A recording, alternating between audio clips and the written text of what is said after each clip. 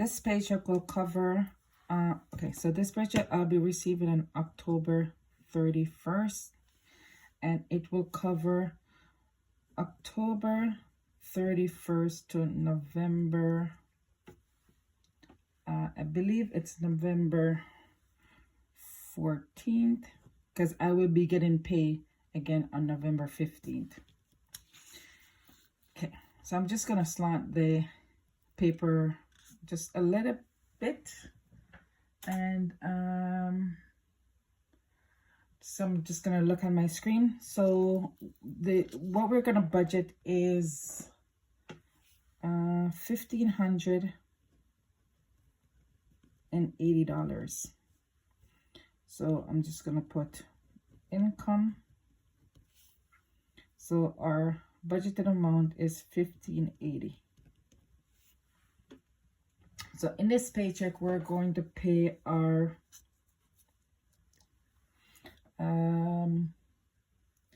bank fees,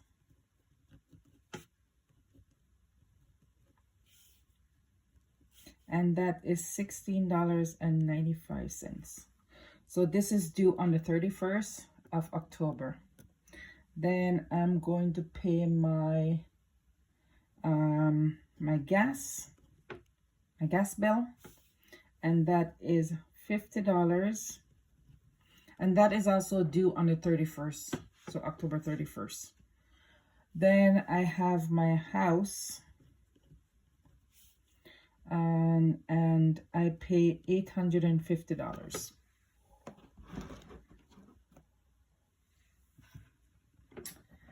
And then, so that's it for my fixed expenses. So just going to move my binders as usual, because they take up too much space on my small desk. I just want to make sure that you guys can see. So the total amount for those three bills is $16.95 plus $50 plus $850. So $916.95.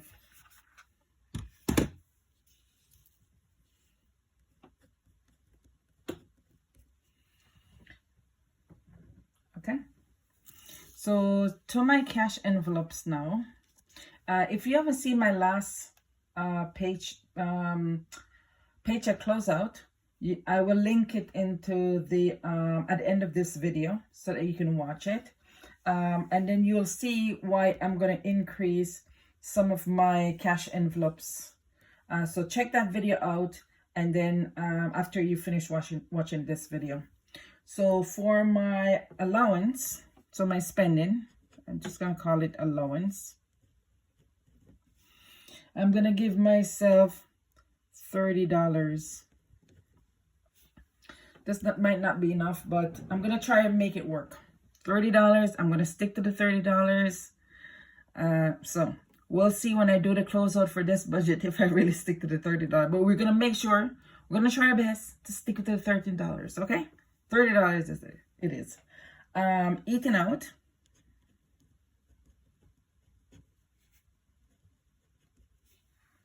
So for eating out, we're going to do $50. So last paycheck, I did $30, and we went way over the $30. So I'm just going to give myself $20 extra for this paycheck. I know my boys, they have tournaments coming up this weekend. It's just one day, and I believe 2 weeks from now they have another tournament. So that's the weekend. I believe that's the weekend when I get my next pay. So we'll be good. But I'm gonna make sure that I pack whatever stuff I need to pack. Go to the grocery store, get some extra stuff like granola bars or muffins and drinks, and I will bring fruits, of course, and make sure I pack as much as I can, because we're going to be driving to a different city this weekend. It should take us 45 minutes to an hour to drive to that city for my youngest son tournament. And so I want to make sure that I have enough snacks and, whatever they need, water and stuff like that, drinks for that tournament.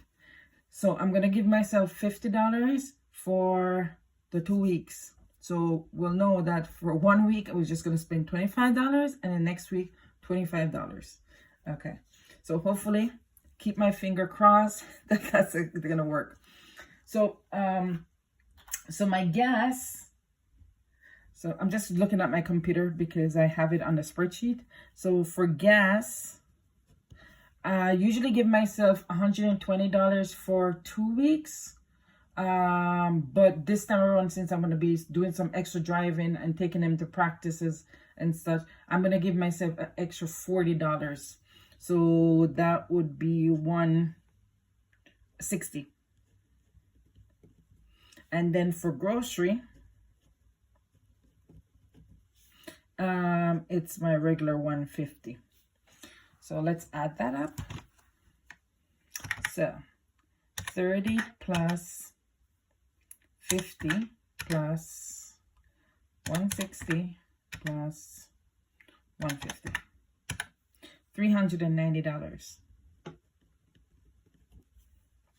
Okay. And then for my for my savings, we're going to do the weekly savings challenge. And the weekly savings challenge, it's going to be $25. So each week, I'm just going to show you guys what it is. So for the month of November, let me just, week 1, hope you guys can see that. Oh, it's not that very good. Okay, so week 1, it's $15, and then week 2 is $10. So I'm just going to put the money for these 2 weeks. So that adds up to $25. So $25, and then sinking funds.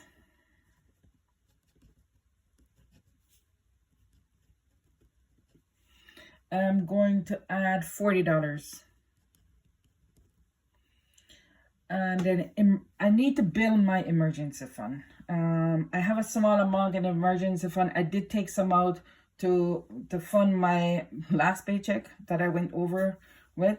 So I have to replenish it. And plus I want to get to $1,000. So I will be creating a savings challenge for 1,000. I think I might have, but anyway, you'll see it in my next video where I'm going to be, I'll have a savings challenge for $1,000. And I'm going to save that $1,000. So my first priority, even though I want to pay off debt, I want to make sure that I have an emergency fund. So you'll see me pretty much not too much aggressive paying off the debt, but I will be mostly putting the most of my money towards the emergency fund so I can build up that fund very quickly. So you'll see that in my next video when I do my my cash stuff in for my savings challenge and my actual cash envelopes. So in the emergency fund,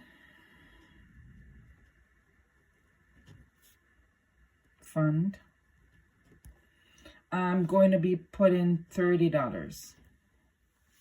So the total for that category is 25 plus 40 plus 30.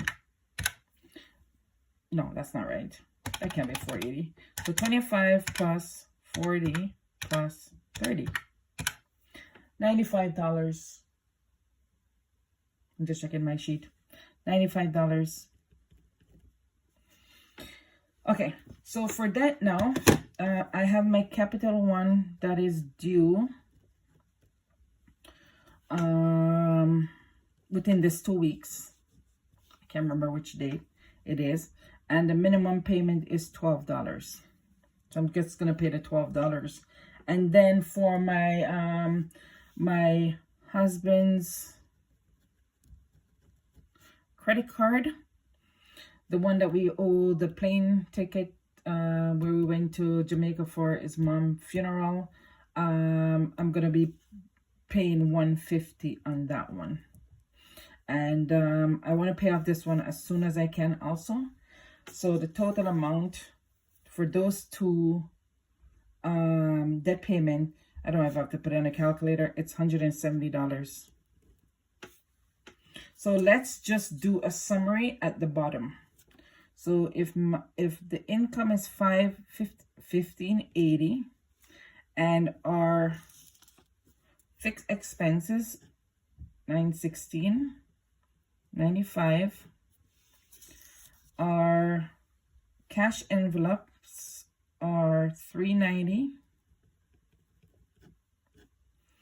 and then our savings challenges come up to $95, and then our debt is $170.